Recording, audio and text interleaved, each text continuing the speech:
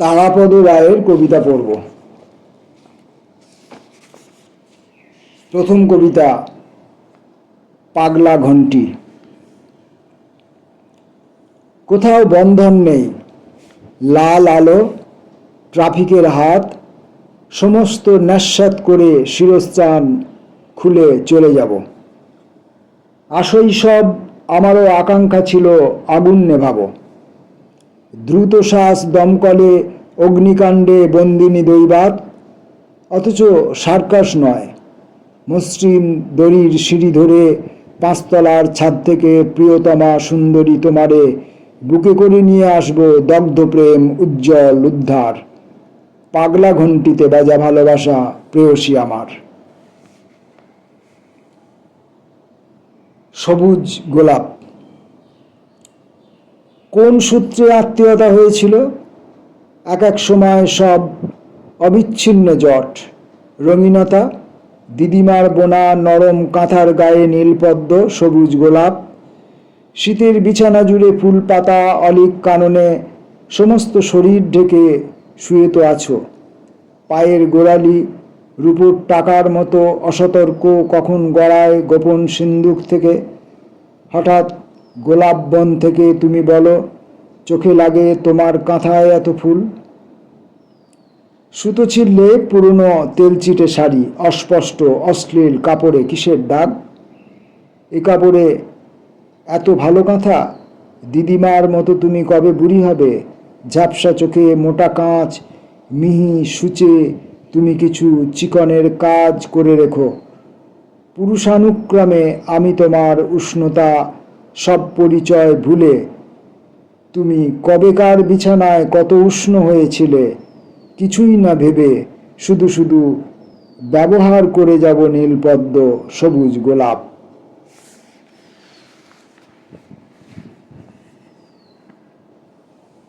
চার লাইনের একটি কবিতা, একমাত্র তোমাকেই। দাঁতাল সুর নিয়ে খেলা করা একমাত্র তোমাকেই, তোমাকে মানায়। বদ্ধ ঘরে মুখোমুখি চকচকে আয়নায় নিজের ছায়ার সামনে পরিতৃপ্ত তারাপদ রায়।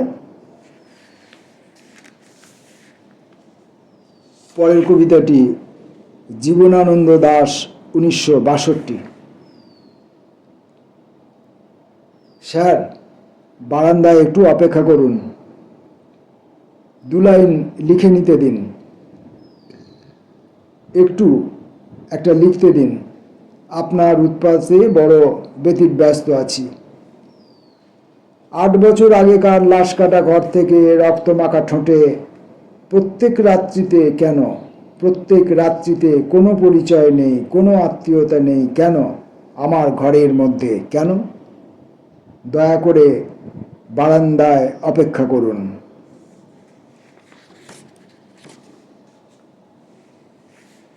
বঙ্গোপসাগর থেকে। বঙ্গোপসাগর থেকে ছুটে এলো ক্ষিপ্র দ্রুত শ্বাস।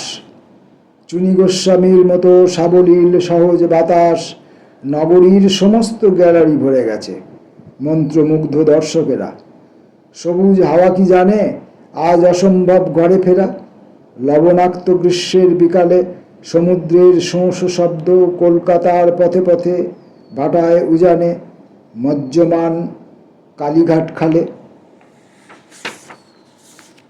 আমরা তারাপদ রায়ের কবিতা পড়ছি। সাবাস ওস্তাদ। অবশ্যই একদিন ঈশ্বরের সঙ্গে দেখা হবে।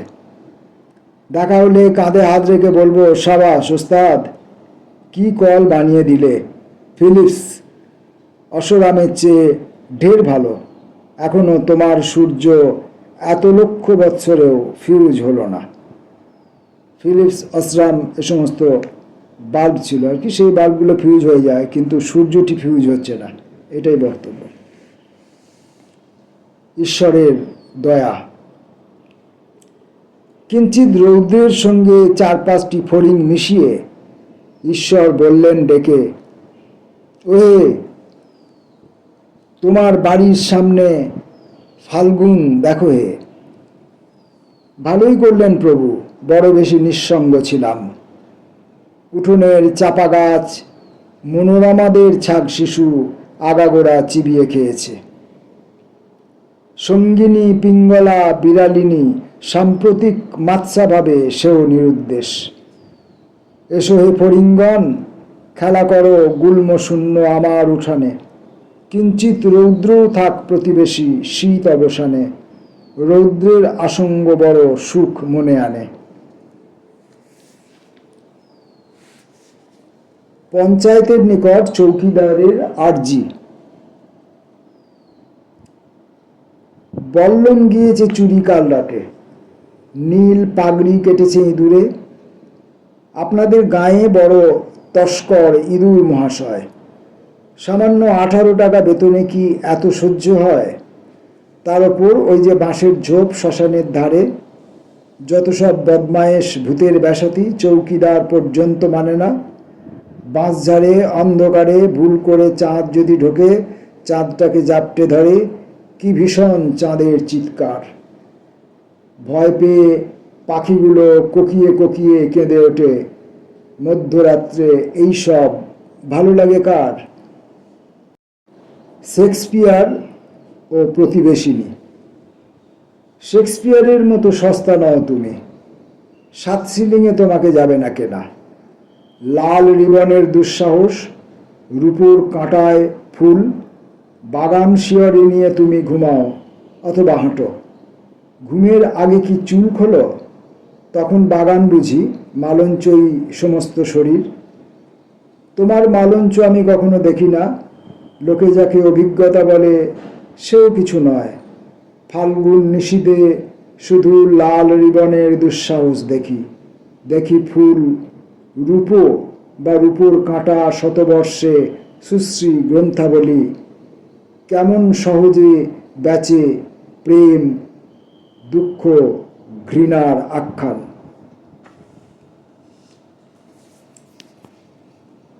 পরবর্তী কবিতা একটি নমস্কারে। ইচ্ছে হয় যে কোনো সুযোগ পেলে ঈশ্বর তোমাকে শিয়ালদা বা হাওড়া গিয়ে সিয়প করে আসি। ইচ্ছে হয় যে কোনো সুযোগ পেলে ঈশ্বর তোমাকে শিয়ালদা বা হাওড়া গিয়ে সিয়প করে আসি। সান্তাহার ভারী ভালো জায়গা, লোকজন ধর্মপ্রাণ। ঈশ্বর সেখানে যাবে? ঈশ্বর অবুঝ তুমি বড়। আচ্ছা নবদ্বীপ চলো, প্রতিদিন সন্ধ্যায় কীর্তন। কোথাও যাবে না কেন? কেন কলকাতায়? কেন কলকাতার পথে পথে একটি নমস্কারে প্রভু, একটি নমস্কারে? সম্পর্ক বাঁচিয়ে রাখবো কেন? দেখা হবে বারবার প্রতিদিন। ঈশ্বর তোমার সঙ্গে 5 মাতার ক্লান্ত গণ্ডগোলে। একান্ত ব্যক্তিগত। বহুদিন আমার বাড়িতে কোনো আয়না ছিল না। অপ্রিয় সত্যের মুখোমুখি দাঁড়াবার হাত থেকে অব্যাহতি অনায়াস ছিল। আজ সপ্তাহ 2 আমার দেয়ালে বেলজিয়ামের ঝকঝকে দ্যুতি, বেরসিক প্রাণের বন্ধুর প্রীতিময় উপহার। মধ্যে মধ্যে দুর্বলতা, সম্মুখে দাঁড়াই হে অমোঘ নির্মম কঠিন সত্য। বাঁ ঠোঁটের কোনায় আঁচিল, খাদে বসা কালিঝুলি মাখা চোখ, মূর্খের চিবুক। এই আমি, এই সত্য। কেন রূপ বাচালতা নয়? মগজের মধ্য থেকে রূপ কেন দ্যুতিময়তায় শরীরের চারপাশে ছড়িয়ে পড়ে না? প্রতিভার ছায়া কেন অনায়াস? প্রতিভার ছায়া কেন আয়নায় আসে না? কেন যে কষ্ট করে সকলকে জানাতে হয় তারাপদ রায়ের প্রতিভা রূপের মতন হায়, প্রতিভার হয় না প্রকাশ।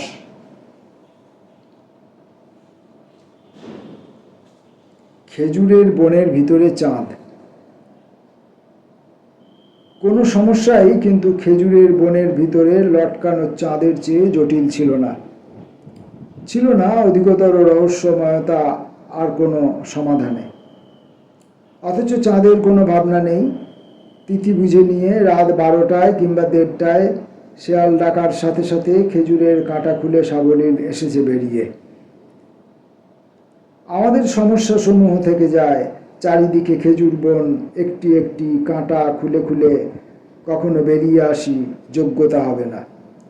কোনো সমাধান নেই, তবুও চোখের সামনে চাঁদ, সময় সুযোগ বুঝে শূন্যে একটি ডিগবাজি দিয়ে যথাকালে আকাশে পৌঁছাবে এসে শূন্য নীলিমায়। খেজুরের বনের ভিতরে কাঁটা, বনের ভিতর অন্ধকার, চিরকাল আমাদের বসবাস সমাধানহীন।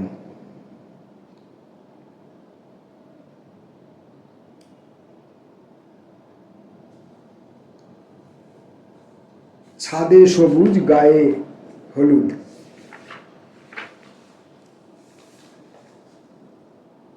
সবুজ জামা ছাদে শুকোয়, হলুদ জামা গায়ে। বৃষ্টি এলে পরশিনীর রূপুর ঘুঙুর পায়ে। ঝুমঝুমিয়ে কেঁপে ওঠে, ঝুমঝুমিয়ে বেজে, বৃষ্টি এলে সবুজ জামা হলুদ জামা ভেজে। সারা দুপুর সবুজ হলুদ হাওয়ায় যায় উড়ে, রূপোর ঘুঙুর ওঠে নামে ঘোরানো সিঁড়ি ঘুরে।